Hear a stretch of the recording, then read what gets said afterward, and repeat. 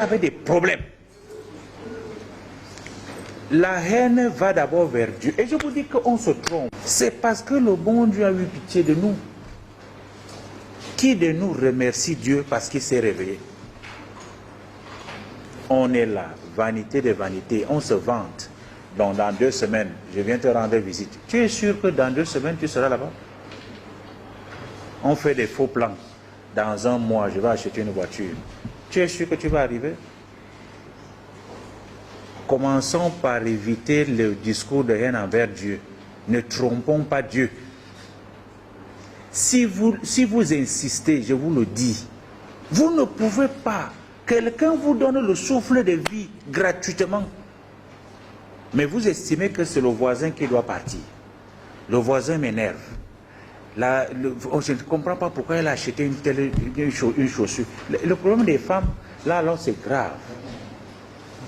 Elles sont quelque part. Pourquoi elle a mis ce pagne? Pourquoi elle a fait telle coiffure? Les problèmes commencent là. C'est quoi? Vous avez cotisé. Vous pouvez aussi acheter les phares, les clignotants et tout ça pour que ça brille. On ne regarde que... On croit que le bonheur est chez l'autre. On n'est jamais content de nos situations. Là où nous sommes, nous jalousons les autres.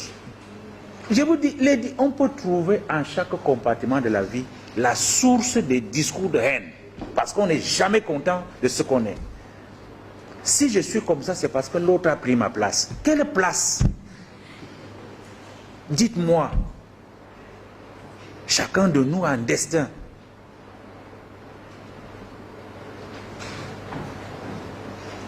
À partir de cet instant, si nous retrouvons l'humilité,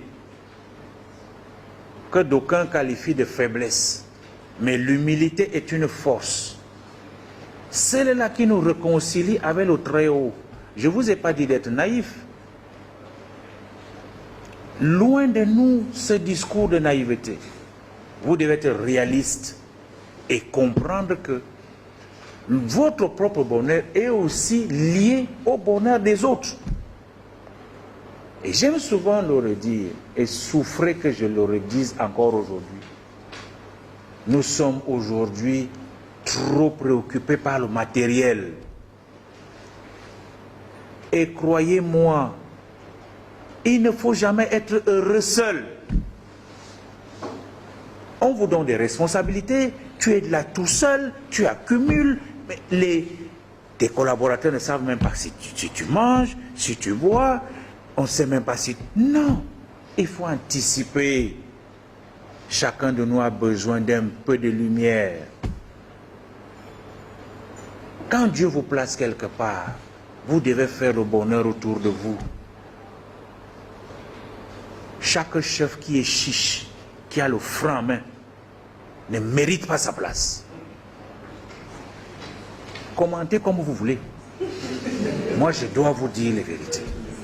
On doit partager. C'est lorsqu'on partage qu'on diminue la haine. Voyez-vous, votre domestique qui touche votre nourriture, qui touche vos habits, vous attendez que le mois passe 10 jours avant qu'il commence à grincer les dents. Patron, est-ce que c'est pas possible?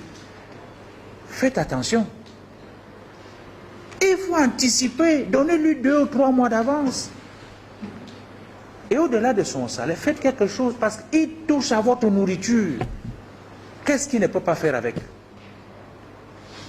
Mais parce qu'on est grand, on réajuste la veste, on réajuste la gandoura, on dit que non, attends un peu là. Si tu étais plus grand, tu pouvais être plus grand que ça. Mais méfions-nous. Voilà des petites choses. Vous attendez des grands discours. Ce n'est pas ça. On ne fait pas la théorie ici. Ce n'est pas l'université où on va vous crier. Voilà au quotidien des problèmes, des discours de haine.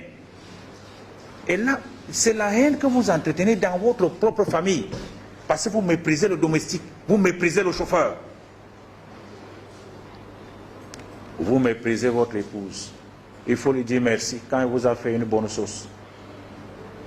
On n'est pas très sérieux, nous les hommes. On est méchant même à la limite.